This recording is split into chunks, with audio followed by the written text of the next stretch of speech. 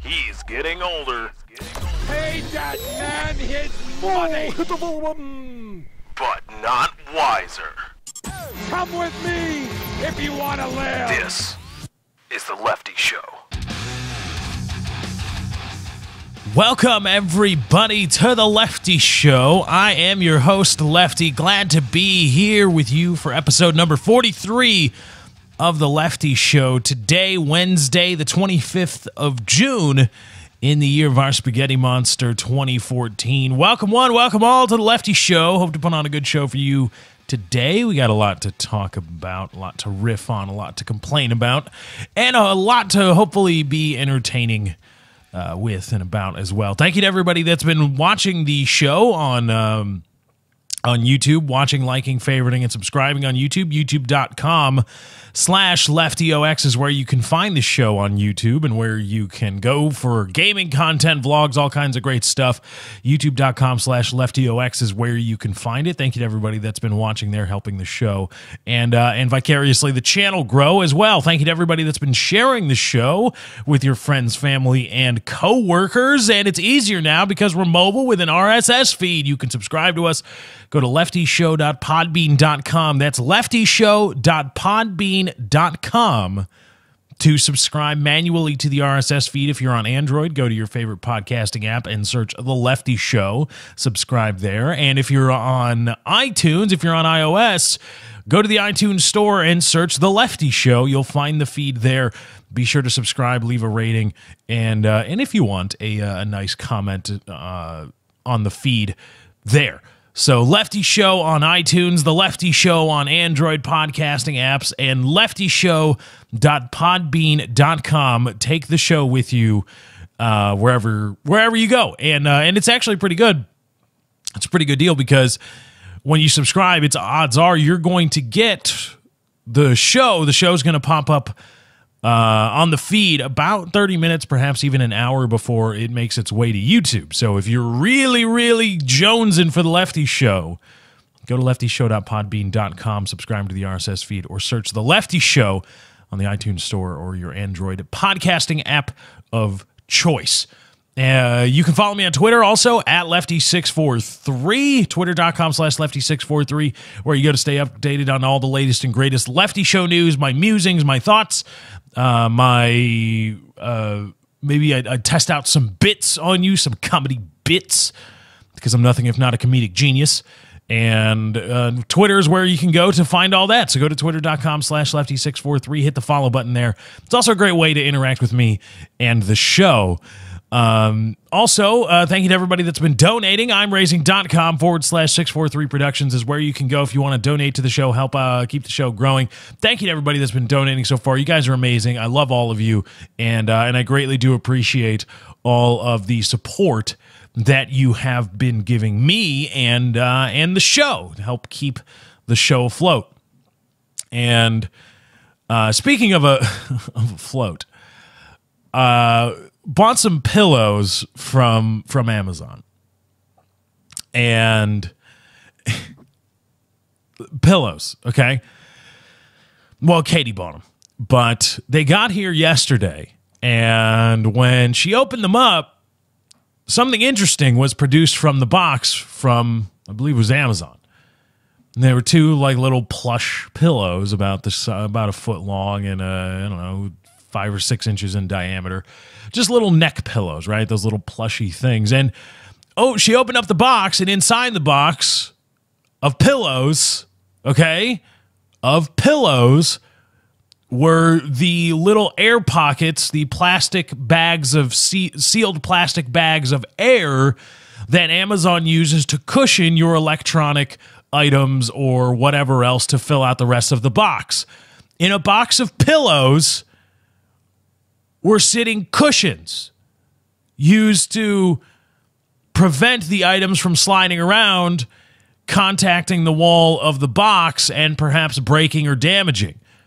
That was found in a box containing pillows. Now, this tells me something about how Amazon does work, or what it's really like to work at Amazon. And I'm not, again, not angry about this, but it gives you, it's a cool little insight, because what it tells me and what it hopefully tells you is that working at Amazon is so fucking monotonous and so agonizing that you are taught, no matter what, you're putting these little air pockets in to make sure whatever is in the box moves or does not move. And that also gives you insight as to how Amazon works as a company. There's a directive. These people that run through the warehouses and pick orders and pack them in boxes are told, make sure this shit can't move. This shit cannot move that you put into the box. And they are so demonstrative about that. And working at Amazon and pulling orders and packing orders must be so monotonous that when a box full of pillows shows up, they still put the fucking packaging stuff in it. You still put the cushions. Wouldn't you look at that and say, oh, this is a box of pillows. Okay, go. I don't care about the waste. I'm not making a waste argument. I don't really care. If I did recycle, I would recycle the plastic. I don't, so there's a little bit of extra plastic at the landfill. Whatever, not a big deal.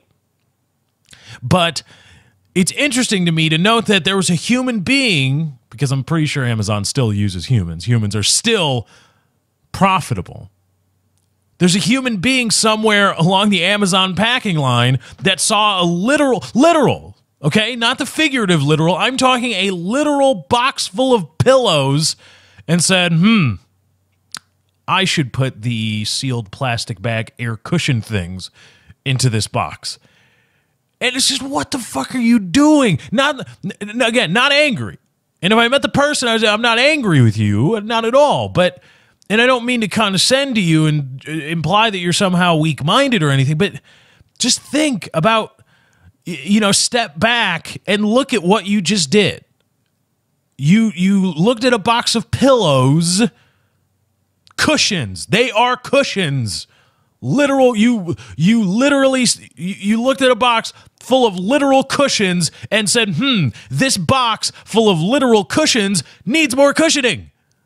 There's the level of cushions in this box is too damn low. There needs to be more cushions inside this box, so that they don't slide around and damage the cushions. Again, not angry, but at some point in the life of that package, there was a human who has had their life, their senses, perhaps even their independent thought so broken down, so beaten, so whittled down to a nub that they look at a box full of cushions and think, this needs more cushions. Not, this is a box full of cushions. Why would I ever think to add more cushions to a box that is full of cushions? No, we don't. That doesn't need to happen.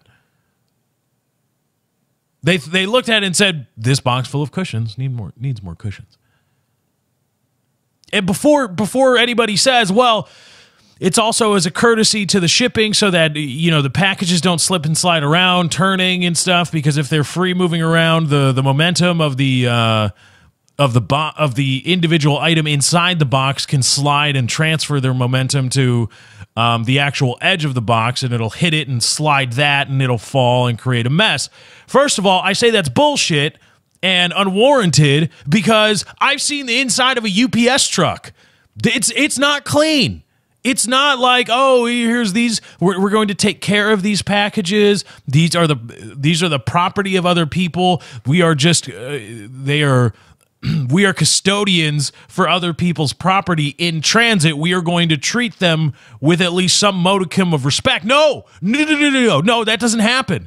Don't make the mistake of thinking that the UPS driver gives two shits and a fuck about your package. He's throwing that motherfucker into the back of the truck because he doesn't care. He's making $15 an hour or whatever they make now. They make, I believe, decent money. Well, was decent money. They don't care. They just throw that shit in the back. Screw it. Shit's sliding around. You got to step over mountains of other people's packaged property in the back of a UPS truck. And I'm guessing that the one guy I saw is, while not necessarily representative of the entirety of UPS drivers, probably not the first time, nor the last time a UPS driver's truck is going to look like a bomb went. It's going to look like downtown Baghdad in the back. Like if the rubble in Baghdad, in downtown Baghdad, were turned into brown cardboard boxes taped with Amazon and other kinds of shipping labels. If that's what it looked like. Like you could take cover behind all these cardboard boxes in a war zone. Never mind, they wouldn't stop bullets, but that's besides the point. So the notion of, well, to stop, the box from moving around perhaps autonomously during transit and creating a mess, no. And if it's to prevent the box from falling and damaging what's inside because it's so heavy, I also say that's a red herring because the box was full of pillows. How much do you think 2 plush little pillows weighs? A couple grams? Whatever. They were the little micro bead pillows, about 8 inches, 9 inches long, maybe. They could have worn a Trojan Magnum condom. That's how big these things were. But they're filled with micro beads and air, not weighing a lot at all because they're pillows. And again, it seems like I'm mad about this, but what I'm really saying is, holy shit. What have we allowed jobs to do to human beings? The need to have a job and the need to conform to the corporation or the powers that be, to the authority, results in such a lack of independent thought and creativity that somebody down the line packing this package said, "Oh, I just need to. Oh, there's space in this box. I need to put these little air cushions in there." Never mind the fact they're fucking pillows. And they are their own cushions. You can throw them around, whatever. And the need to have a job and the need to conform to whatever it is Amazon says and whatever it is the powers that be say requires you to abandon reason and abandon your independent thought and just do it because that's the way we do it. Well, this way might be better. Well, too bad. Tough titties. This is the way we do things. This is how it's done. This is how it's always been done. That's just the way you need to do it. And if you try to exercise your independent thought, well, we're going to fire you. And it happens all the time, not just Amazon. Any job you have, especially if it's with a larger corporation, a large-ish corporation, what they say goes. And there's very little chance that you're going to say, well, I think this might be done better. We could do this way better. And they say, no, this is the way we do things. Just do it. Just do it or you're fired. We've created a society that just do it or you're fired. Because there's no doubt in my mind that poor schmuck on the Amazon packing line, at least unless they were completely robbed of all independent thought and creativity, thought, pillows, what the fuck am I putting these things in for? But I got to do it anyway because, the man will fire me. And that permeates our society to the point where this is an employer's market. There's no negotiating on any level, whether it be terms, whether it be price or wages, whether it be how to do the job, how to best do the job. There's no negotiation. There's very little, if any, wiggle room. You do it or you get fired. This is the way things work. Fuck off if you don't like it. And we'll find somebody else. Because there's a lot of people that don't have jobs right now. And you're lucky to have this one. If you think you can do it better, fine, but you're not going to be doing it here because you got to do it. Do it or get fired. We'll find somebody else. We'll fill the position.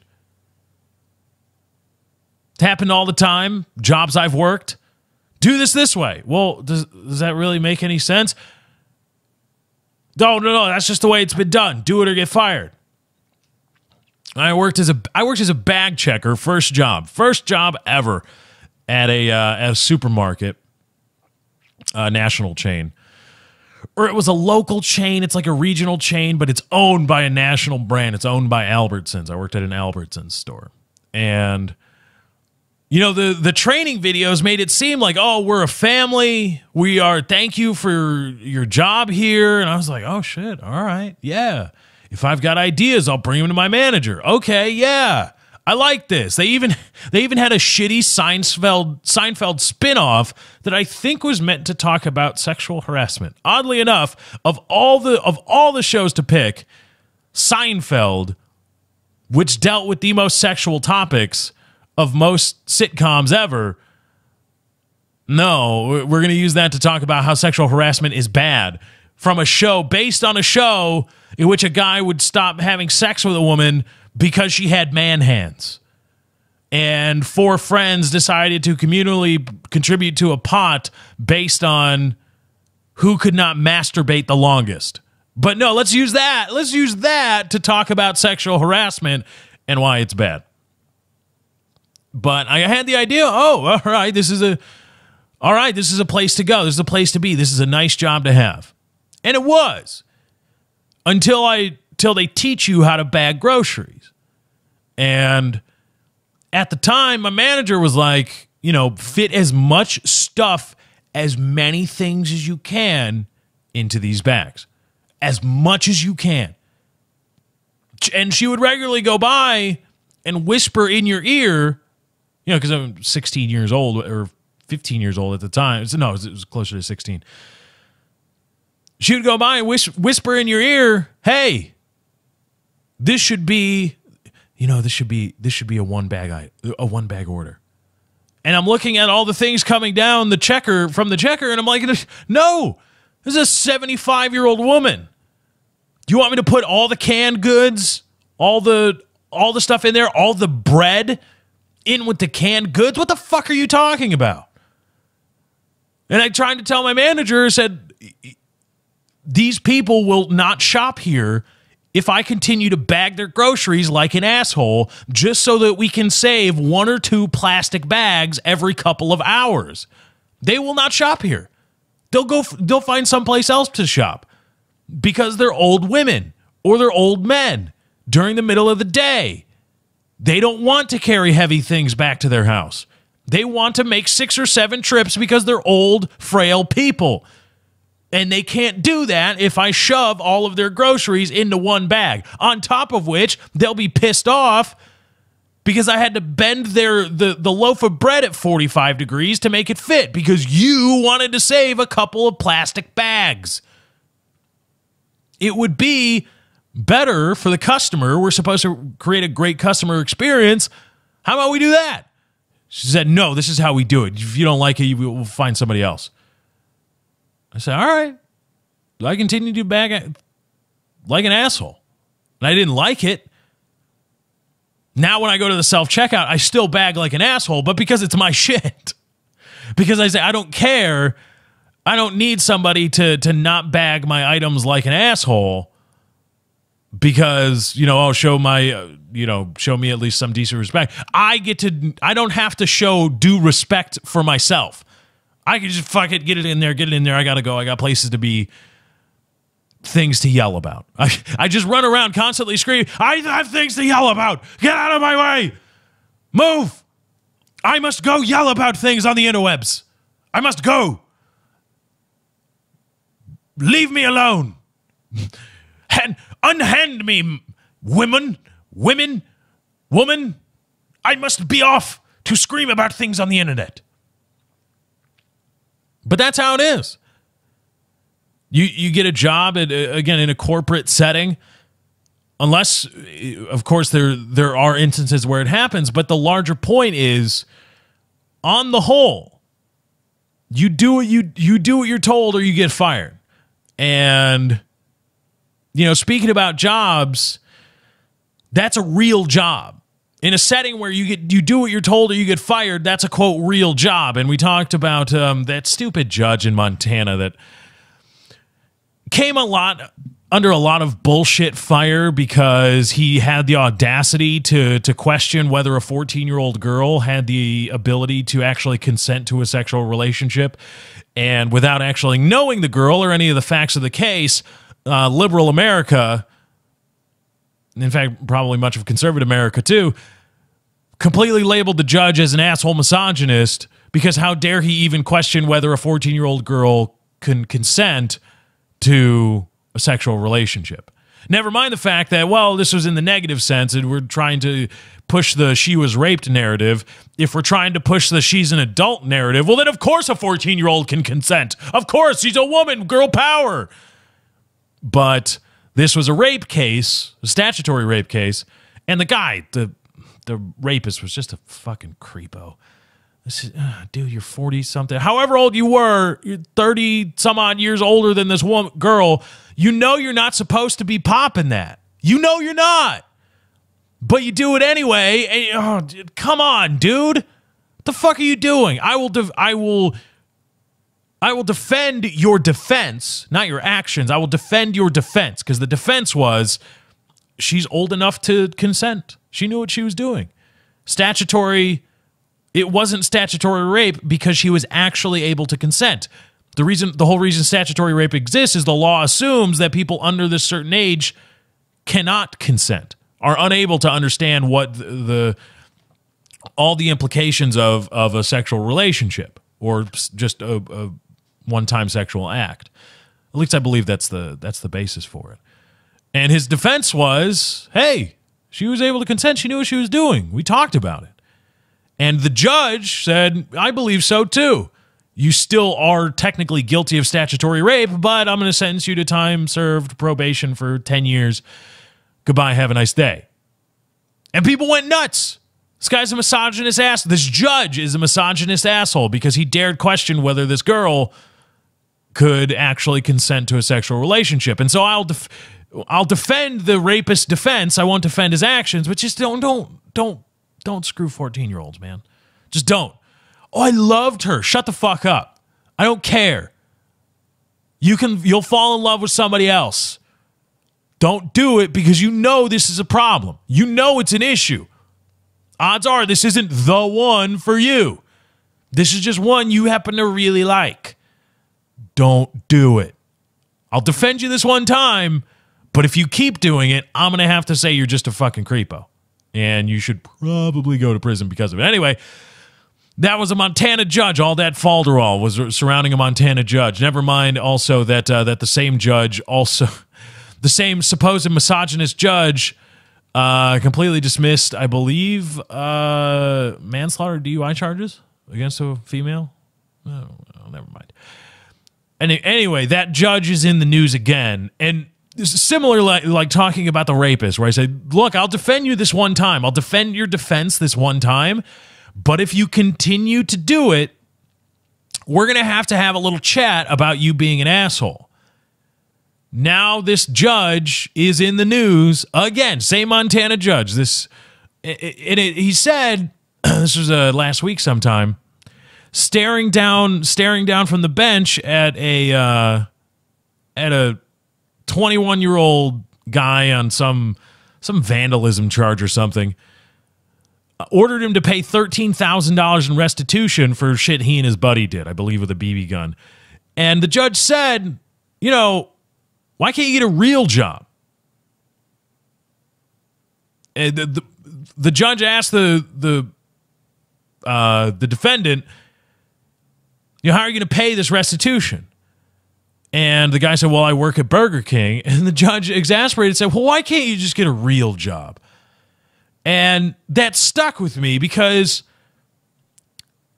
being somebody who works on the internet and having to, it comes up a lot, and I'm reminded of this every time somebody asks what I do. Somebody I'm meeting for the first time and say, well, what do you do? And I just, fucking goddamn it. How do I explain what it is I do to people. I say fuck on the internet a lot? No. I play video games for a living? No. Podcasting? No. Because then the question is, that begs the question, well, what's podcasting? Fuck. Could I just say I work on internet radio? No, because that implies prestige and prowess I don't have. So I just say video production, which is technically true, but it's not really covering the scope of what I actually do. But I'm reminded every time I say, it's not a real job. Because I hear that a lot from people. Get a real job. This judge in Montana apparently is, get a real job, real job. And I have to talk about this because everything's a fucking real job. I'm going to come right out and say it because apparently people get it twisted, and they use it in a diminutive way to people that they believe do not work, quote, real jobs. No, if you get paid for something, it's a real fucking job. It's a real job. Now, I know what people mean when they say, quote, real job. I know what this judge meant when he says real job.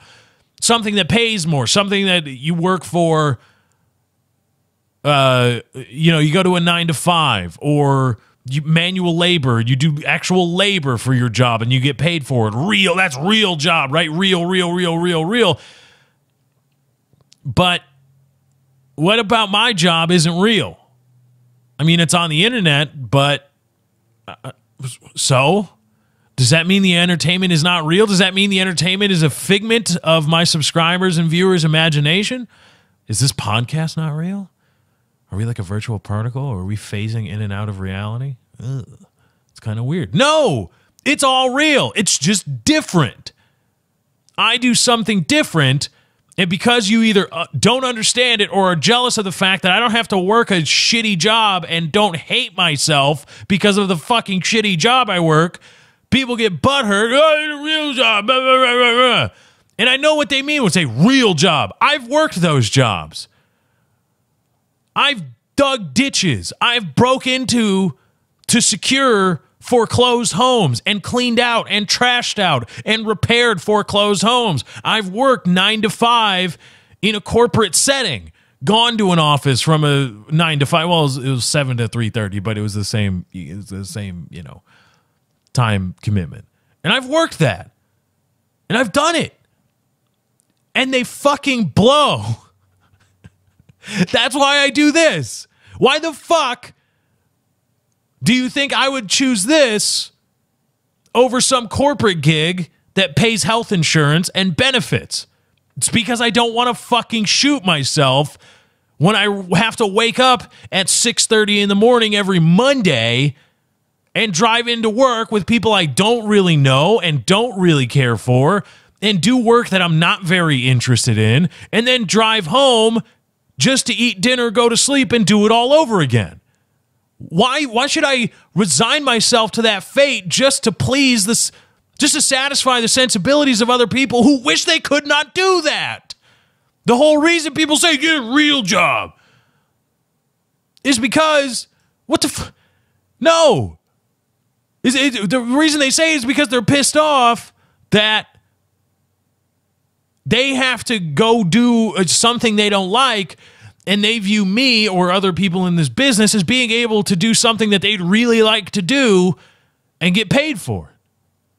It's, why should you do that? But I can't. No. I'm not talented, or I'm not funny, so my job sucks and I don't like it. But that person is doing a job. Fuck you. Get a real job. No. Never mind the fact that this is a job, and I do get paid for it, and I do provide a service of sorts. Never mind, irrespective of that, I've worked real jobs, and they fucking suck. Why should I go back to something that fucking sucks from something that's pretty fucking awesome? Why should I do that? Oh, just to please you, just so that you don't feel deficient? Oh, okay.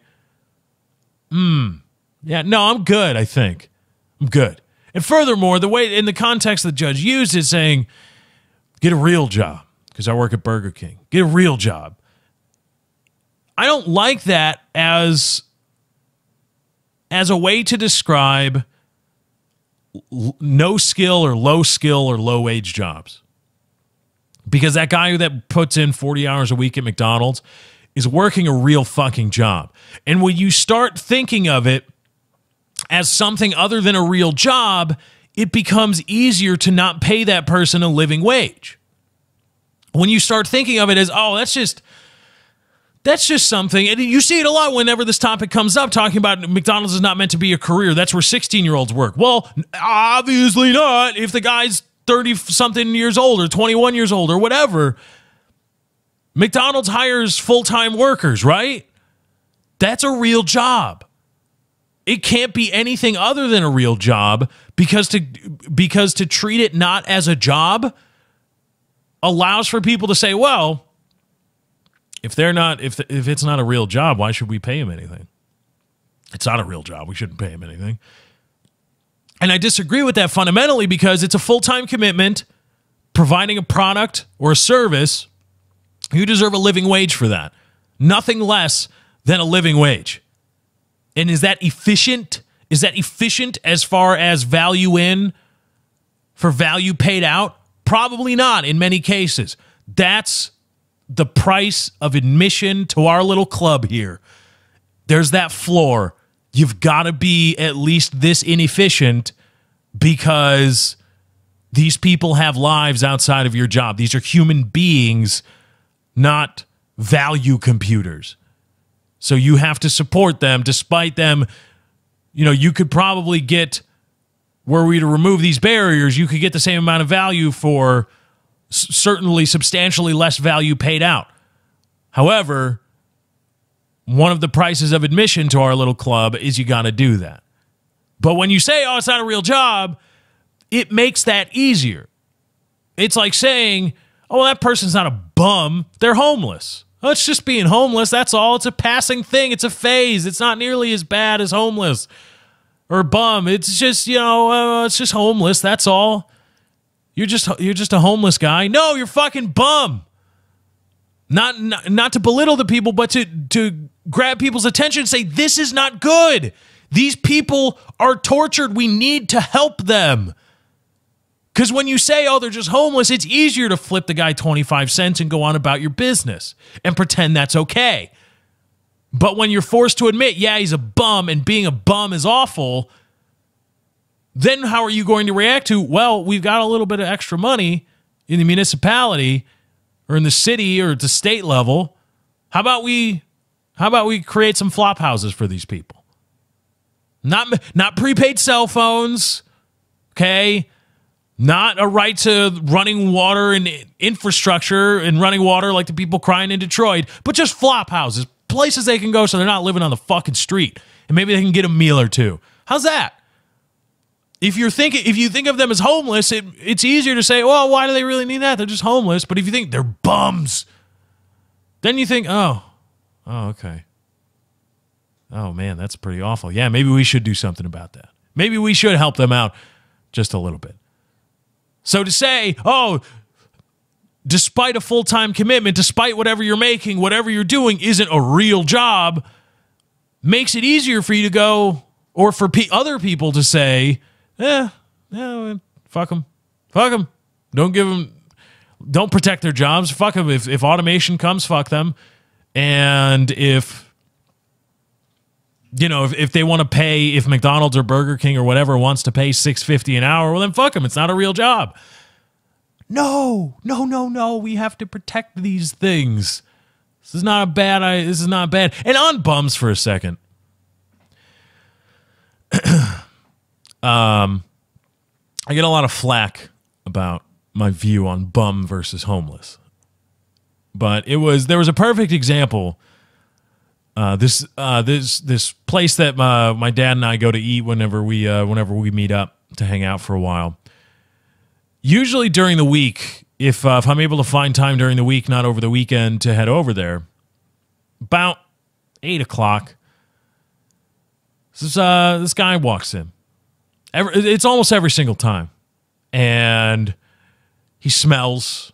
He's been wearing the same clothes for the last couple times I've seen him. It's been a couple months since the weather broke, since the coldness went away from Chicago. And the guy walks up, black guy, smelling, fucked up hair, and he's asking for, hey man, can I get some money for a train ticket? Or it's either a train ticket or a slice of pizza. And the first time I said, no man, I don't have anything on me, because I didn't. But he wouldn't go away. And he said, no, come on man, can I really just get something so I can eat? I said, dude, I don't have any fucking money on me. I don't have cash. Please go away. Then the next time, it was probably a week later, same guy walks in. Comes up to my dad and I sitting at the table. Starts with the same spiel. Same exact spiel. Smelling, stinking. Where I'm eating my fucking food. Hey, man, can I get some money for a train ticket or a slice of pizza? I said, dude, I told you fucking last time I don't have any cash. Stop coming up to me. And he shuffled on away, sauntered over to the next table. Went from table to table, asking people for money in a fucking restaurant, asking people for money. These people were eating. This smelly asshole. I need some food, man. You just go and get a train ticket, man. The third time I saw him, sauntered over, and I just looked at him, and he kind of recognized me. He must have seen through the haze of cheap beer or wine or whatever it is. He said, oh, I don't fuck with this person. And then this most recent time last week. Oh, would this be the fourth time? Fourth time I've seen this guy. Walks right up to the table I'm sitting at, starts his spiel, and I put my hand up and I say, listen, you fucking bum. No. Go away. That's a bum. That's what bums do. He's not homeless. He doesn't have a negative cash flow problem. No, he's a fucking bum. He's a smelly, dirty human who won't leave decent people the fuck alone when they ask him to. If I had money the first time, I would have given it to him. But the fact that he continues and continues and continues to walk into a fucking business asking patrons for money multiple times and won't leave them the fuck alone, that's a bum. That guy deserves to die in his own vomit under the fucking causeway. Fuck that guy. Fuck him. No, because as much as people like to post the feel-good video of the bum in Chicago that tries to get a job and it's awful and it's a tortured existence and you really wish you could help him because you think he might put on a good face and turn his life around, yeah. For every one of them, there's 10 of those guys who don't leave people the fuck alone when they want them to because they're fucking bums and they've resigned themselves to live in filth, to live like dogs. And to those people, I say fuck. Fuck them. No. When you come up to me, when you badger me, when you hound me, your bumness does not give you license to badger me for money. You ask, I say yes or I say no. End of fucking story. That's it. That's all. You don't come back next week. You don't come back tomorrow. Or you don't come back an hour and a half later like that one guy when I was in downtown Chicago with my buddy on Michigan Avenue. Hey, can I polish your shoes? You squirted that shit on already, motherfucker. Go the fuck away. Why aren't you spending that $8 for the flop house like you said you would? Oh, no. Oh, okay. Bums. And like cancer treatment, do I have to take a little bit of healthy or good tissue to make sure I get all the cancerous? When I say bum, and am I generalizing and of course overlooking some well-meaning people who are just really down on their luck and it's fucking awful? Yes. Yes, I am. I'm okay with that. Bums. Doesn't mean we shouldn't help them.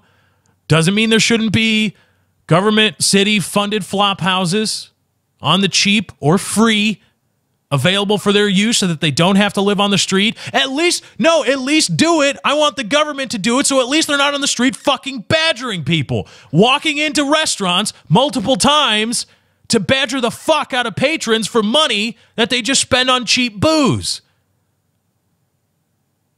Dude, how about that? How about instead of, to help the people? No, help the people that don't want to deal with their shit. I don't want the guy that smells like the fucking asshole that hasn't been washed for a century walking up to me while I'm trying to eat food to try to get money out of me. I don't want that. Anyway, let's do a little news.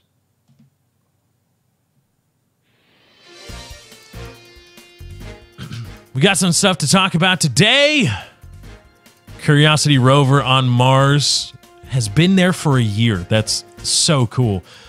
India's health minister has talked about using condoms. He's got an interesting take on contraception. The KFC girl who was asked... KFC has continued to make good on their donation to the girl that was supposedly asked to leave because of her facial disfigurement. Disfigurement. And a new ACLU report talks about SWAT teams in the United States and how they're used. And Kim Jong-un threatens war against America over a Seth Rogen movie. Well, Seth Rogen movies pretty much declare war on comedy. It's the news with Lefty. Let's talk about all the good stuff in the news today. This is from Gaylac. I didn't even fucking read the thing. I didn't even read where this is. Galaxy. Huh? This is from galaxymag.com. How perfect. I love it. Galaxy, they had a wine, it's Galaxy.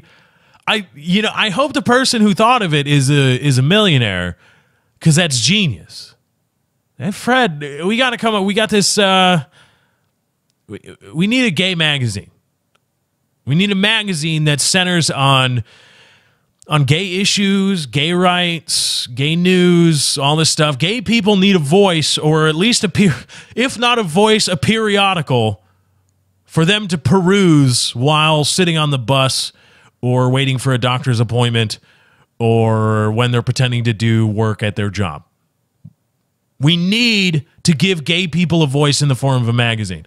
I like that idea. All right, what are we going to call it?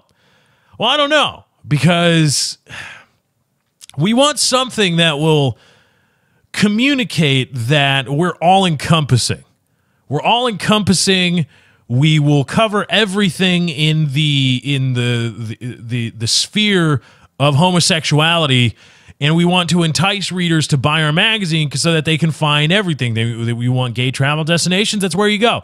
You want gay restaurants. That's where you go. Oh, I like that idea. That's a really good idea, right? Yeah. So we gotta communicate that, we're everywhere. We are everything. We are your one-stop shop for all things gay. You want to come to our periodical magazine.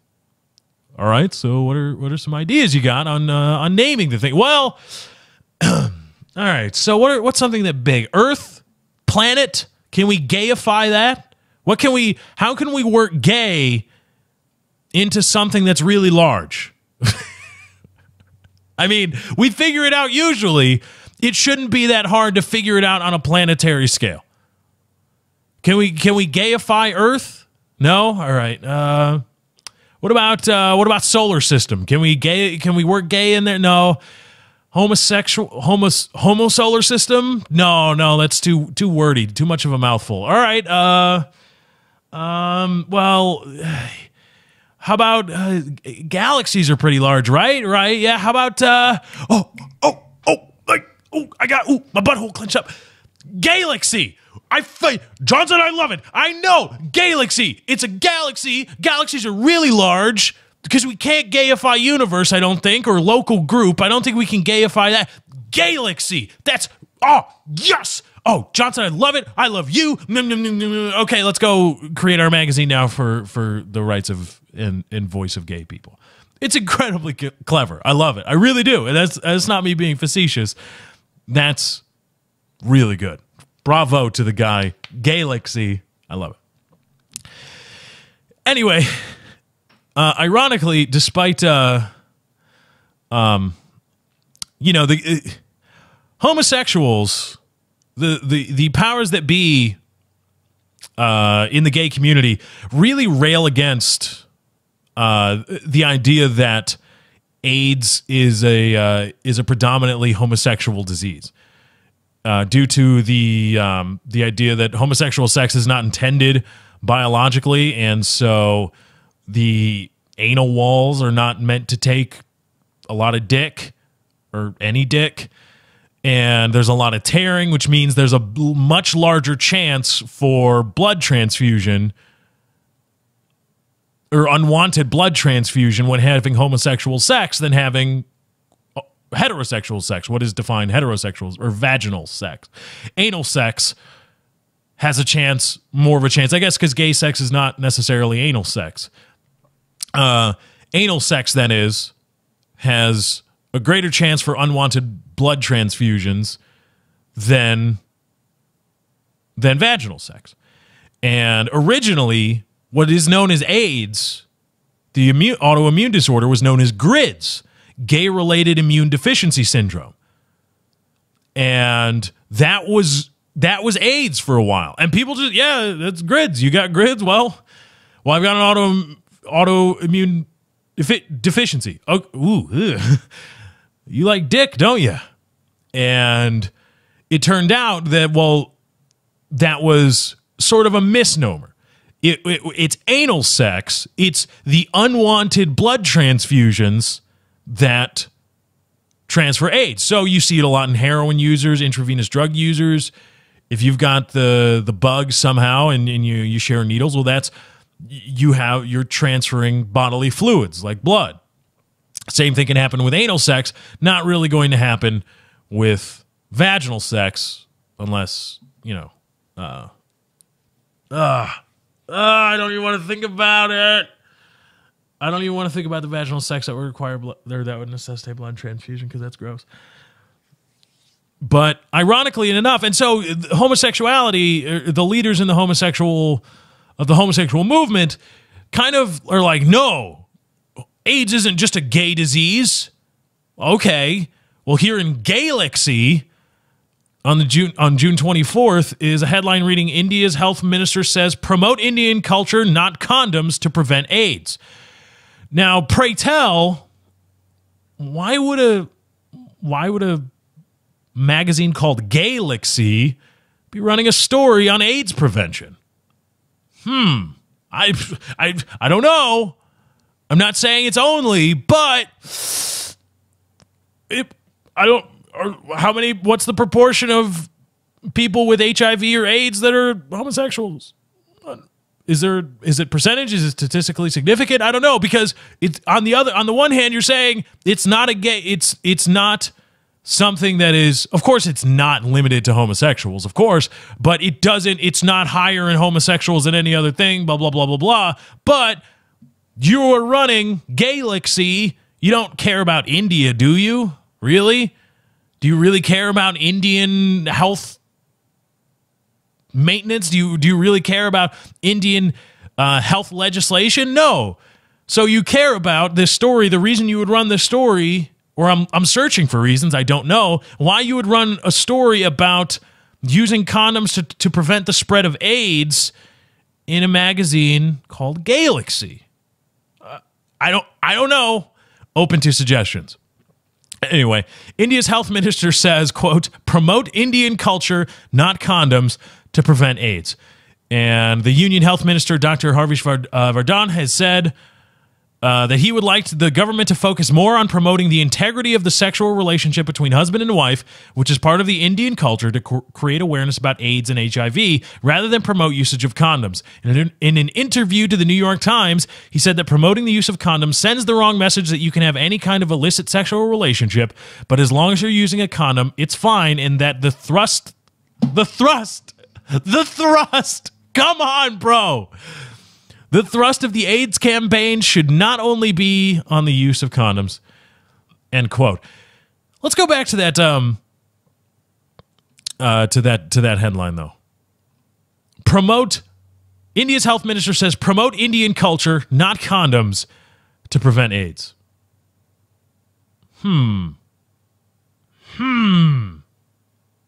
Promote Indian culture, not condoms, to prevent AIDS. Look, doctor, I'm sure you're a fine medical doctor, but I've seen some of Indian culture, and I'm going to say, sure, promote the good parts of Indian culture all you want. Promote Indian culture all you want to help prevent AIDS, but promote condoms too. Please, please, please, please promote condoms too. Why do the two have to be mutually exclusive? Say, hey, Indian culture, integrity of sex between man and woman, etc., etc., Indian culture, Indian culture, Indian culture, but also promote condoms. Because there are people who obviously don't give a fuck, because I've seen stories about the other side of your culture, not just the good parts that you want to pick and choose. Like, oh, here are the great things on Indian culture, and that's all we are. Okay, well then how do you explain all the other things that are going on, like the gang rape or the arranged marriage of 12-year-olds? The stoning to death of a woman who did not want to be married to some guy who was 37, she was 14.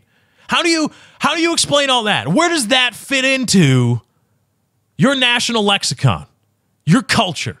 Does that fit into it? Are you promoting that? Oh, well, no, we'll just only promote the good parts. Okay. So it's evident then that despite Indian culture to you only being the best parts, the non-rapey, arranged marriagey, stoning to death of women-y parts, to you that's Indian culture. But obviously, a lot of other people in your society didn't get the message. They didn't get it. So when you try to promote the sanctity of this sexual relationship between a man and a woman, or a husband and wife, no illicit sexual relationships, blah, blah, blah. You want to promote that part of your culture, right? Odds are there's going to be a ton of fucking people that don't get it. They don't get it. They don't get it, or they don't care, or they don't give a fuck. Because to you, Indian culture does not include arranged marriage, raping, and pillaging, and stoning of women, right? Right. But that still fucking happens a lot in your culture. Does it not? Well, no. Well, are these stories made up? Did they not exist? Did they not happen? I think if you've got some allegations of people making up stories about Indian misogyny and all these bad things, please come forward. I want to hear about it so that I can properly view these stories that I read in the proper context, so that I can ask the question, holy shit, are these people making things up? Are you alleging that people are making up these stories? Well, no.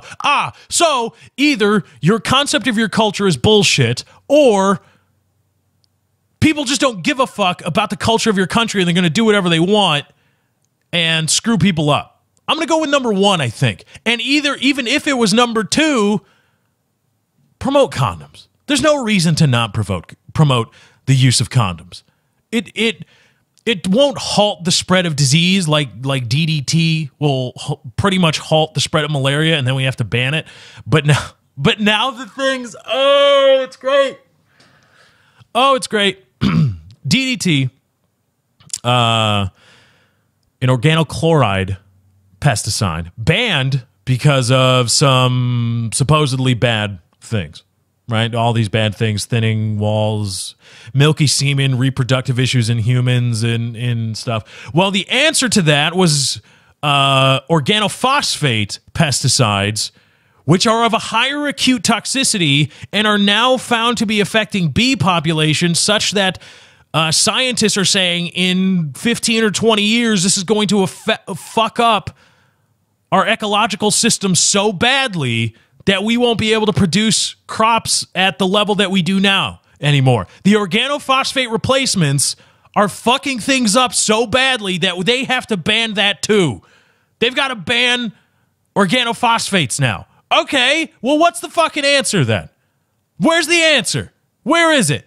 Where is we get as much food as we want, we can send all the food to underprivileged nations we want, and we all have stores, and the stores are always stocked with all the greens, with all the produce we can handle, but also nobody gets sick, nobody dies, there's zero ecological impact. Where's that answer?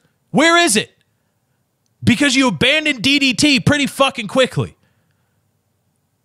And you, despite stopping in its fucking tracks the spread of malaria in nations in which it was a problem, despite that, You abandoned the shit out of it once the thinning walls of eggs and milky semen popped up. Okay, then you brought in, oh, well, organophosphates are better. Well, malaria's back, but it's okay, organophosphates are better. Or organophosphates are better pesticides, better. Okay, now they're causing autism and fucking up our ecological system, supposedly, so badly that we're going to have to abandon them pretty soon or face global famine because we can't grow crops anymore. Where's the fucking answer? Where's the no downside answer? Does it exist? Well, no, of course it doesn't. So at some point, we're going to have to accept downside. Is milky semen and miscarriages acceptable? Is it acceptable to autism and not being able to fucking grow crops anymore? Open to answers. So anyway, the use of condoms, unlike DDT, won't halt the spread of AIDS and disease. It won't halt the spread of sexually transmitted disease. Hetero or homosexual sex doesn't matter. They will help.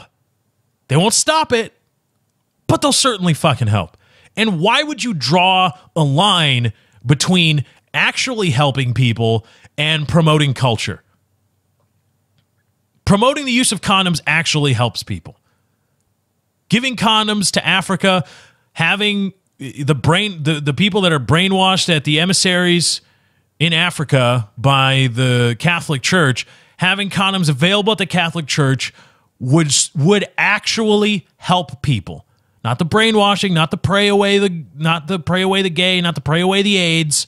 No. The condoms would actually help those people if they were available. Not just, oh, they're okay, available. But they don't do it because Jesus says so. Well, I don't see Jesus helping these people with fucking AIDS. Do you see? Where's the God? Where's he at? Helping people with the spread of disease and all this bad stuff. Where is he? I don't see it. Don't see it. And similarly, to draw a line between culture and condoms, say, well, no, we should promote culture, our culture, which also includes the stoning of women in an arranged marriage of 12-year-olds and blah, blah, blah, blah, blah. We should promote that over condoms. No, promote condoms too. Promote the condoms too, because people obviously don't listen and are still going to fuck outside of marriage, outside of people they know that don't have AIDS or some kind of disease. Tell them to use condoms at least. Condoms are not going to run contrary to your culture. And even if they do, perhaps running contrary to a culture that includes stoning and arranged marriages for 12-year-old girls isn't such a bad fucking idea. Pick a lane, India. In breaking news, sort of breaking news. Next topic up. KFC, the Kentucky Fried Chicken Corporation, I believe that's what it's called, was recently involved in a falderall or some turmoil when it was alleged that by a family of a girl who was mauled, of a toddler who was mauled by a pit bull and had facial deformities. When it was alleged that girl with the facial deformities who was recovering at a nearby hospital was asked to leave a Kentucky Fried Chicken where she was eating because other patrons felt uncomfortable, everybody came down hard on KFC.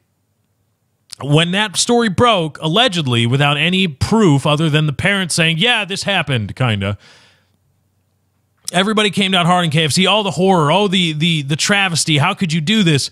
KFC, this is awful, you need to help these people. KFC immediately donated, or the family raised $135,000 in the span of a weekend, and KFC pledged $30,000 to help the girl recover. And also, a renowned plastic surgeon who runs a nonprofit organization contacted the family, is going to perform the surgery on the girl to reform her face after this pit bull attack.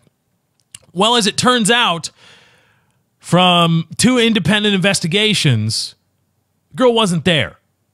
The girl was never at the Kentucky Fried Chicken on the day, at the time her family alleged. None of the family was there. In fact, the family on the Facebook page of this recovering girl initially gave the wrong address, because there's 2 Kentucky Fried Chickens within walking distance of this hospital, apparently, because America needs that much fried chicken. The Facebook page made a post giving the wrong address. They say, oh, thank you to everybody at the Lincoln Highway or whatever it was, Kentucky Fried Chicken. Well, as it turns out, that KFC location has been closed for more than a year. So it was impossible for her to have been there. Later, they changed their story and said, oh, no, we were misinformed. It was the other one. Okay. So, long story short, it was bullshit. Bullshit. The entire story was bullshit. It was a fabrication by this girl's grandmother, aunt, and I don't even know if the mother is in the picture. It was a fabrication on the part of her family members to try to get some money out of Kentucky Fried Chicken and bleeding hearts. And it worked to the tune of about $160,000 plus the cost of the surgery, whatever that's going to be, performed by this renowned plastic surgeon. And KFC is allegedly or apparently still going to make good on their donation. They said, no, we'll still donate to help out the cause. And I've got a problem with that. Because while it's nice that this girl is going to get a new face, fuck that family. And if that means saying fuck that girl too, then fuck her. Because that sort of thing, that clearly lying and propagating falsehoods for the purpose of profit, for the purpose of eliciting money from people, should not in any way be reinforced. And to still make good on the donations, and still, because the money is technically maybe flowing to the girl for the surgery, that's reinforcing that action. That's reinforcing it. And it's tough. It's tough for people to say, and it's tough for people to chomp on, but I say no, fuck it. No money for her. If the renowned surgeon still wants, who operates a nonprofit, who does this kind of thing all the time, if that guy still wants to perform the surgery, fine, because that's his MO. That's what he does. And if this story did nothing but bring this girl's attention to the guy, well, I got no problem with that, because it's not real value. Attention is not real value. Now the guy's going to perform the surgery. Got no problem with that. Please continue to go through and perform the surgery for free. Great, because this girl shouldn't be fucked because she has shitty guardians. However, those shitty guardians should not in any way have their actions reinforced. And if that means denying money to a girl who could very well use it, fine. I'm okay with that. This is a larger point than one human. Much larger. We can't, as a society, say, oh, well, yeah, that was pretty bad, Opie, but we're still going to give you the money.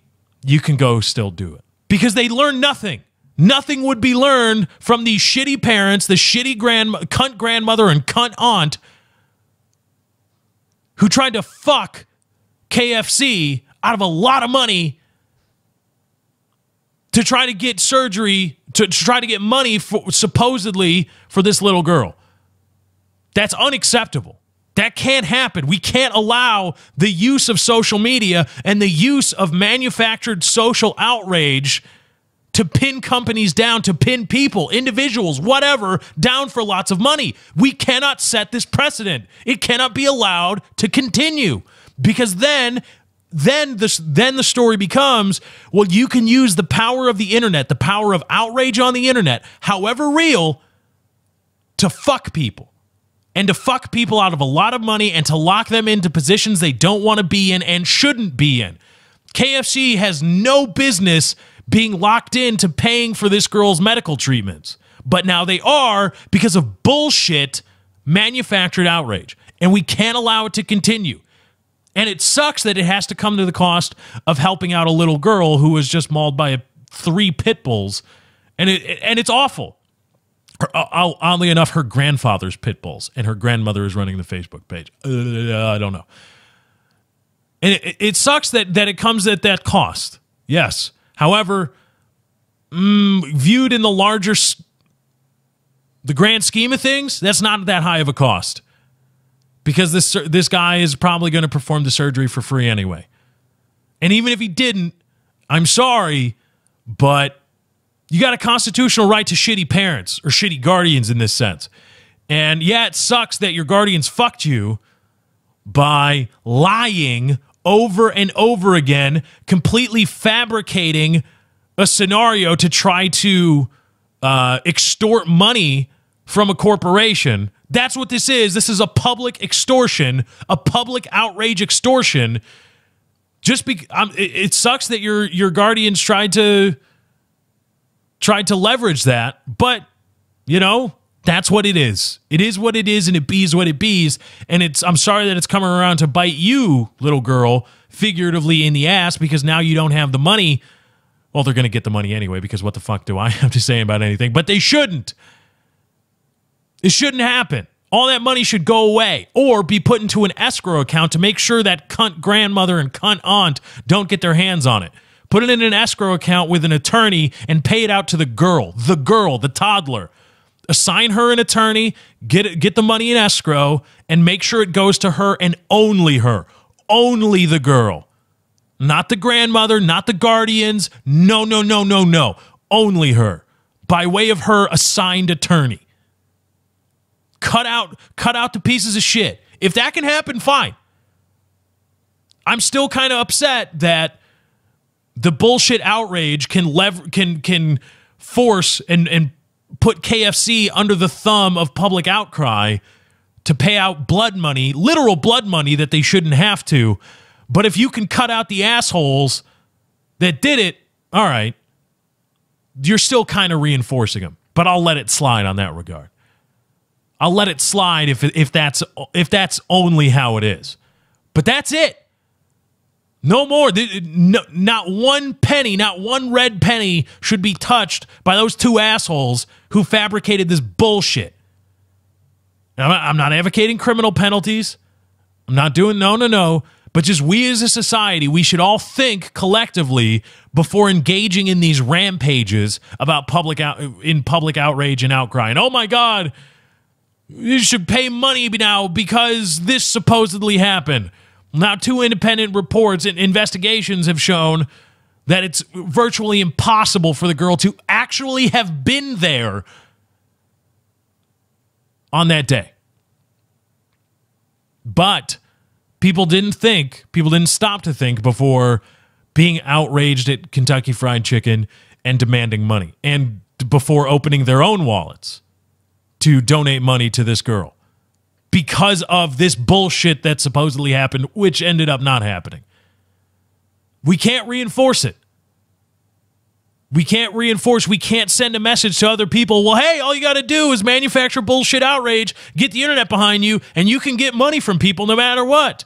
It's the same story that happened with the lesbian waiter who fabricated a customer copy of the receipt showing that the couple didn't leave a tip because she was lesbian. And the couple came out and said, "Oh, of course we fucking tipped." They showed the credit card statements. They showed their receipt and said, "Look, here's the tip. We left her a tip." But the bitch waiter figured she would be in for a huge payday or bigger payday if she made it look as though they didn't tip because she was a lesbian, and then went to the internet. And guess what fucking happened? The internet got all in a rustle, got everybody upset. These fucking people, oh my God, how could they do this to a well-meaning lesbo? Blah, blah, blah, blah, blah, blah, blah, just trying to make ends meet. And then guess what fucking happened? Turns out, it was bullshit. Oh, and now you're trying to force these people to pay money that they shouldn't fucking have to. This woman took donations from people under the guise of, I was a tortured homosexual. But it never fucking happened. We've become a society of all you have to do is manufacture outrage and then lead those pitchfork and torch carrying people to the doorstep of somebody with deep pockets, whether that be a corporation or a larger group of people, and crowdsource your blood money. It's unacceptable. And if it comes at the cost of one little girl's facial reconstructive surgery, I'm okay with that. Not many people are going to say it. Not many people are probably going to have the balls to say it, but I'm okay with it if it means other people get the message. You can't fucking do this. It's not okay. All right, let's bring it home. Another great episode of The Lefty Show. I hope you all enjoyed. I had a great time putting on the show for you. I hope you had a great time listening. Thank you to everybody that's been watching, liking, favoriting, and subscribing on YouTube. YouTube.com/LeftyOX is where you can go to find The Lefty Show on YouTube. You can also find gaming content, vlogs, all that kind of stuff. YouTube.com/LeftyOX. Thank you to everybody for sharing the show with your friends, family, and co-workers, which is easier now, so much easier now that we've got an RSS feed. Just go to leftyshow.podbean.com. That's leftyshow.podbean.com to subscribe manually to the RSS feed. Go to your Android podcasting app of choice, search The Lefty Show, or go to the iTunes Store, baby. That's right, the iTunes Store. Search The Lefty Show, subscribe there. Be sure to leave a rating on the feed and also a nice comment, if you please. Thank you to everybody for donating. I'm raising.com/643 Productions. Follow me on Twitter at Lefty643. Thank you guys for joining. I hope you enjoyed. I'll catch you next time. I'm out. Bye.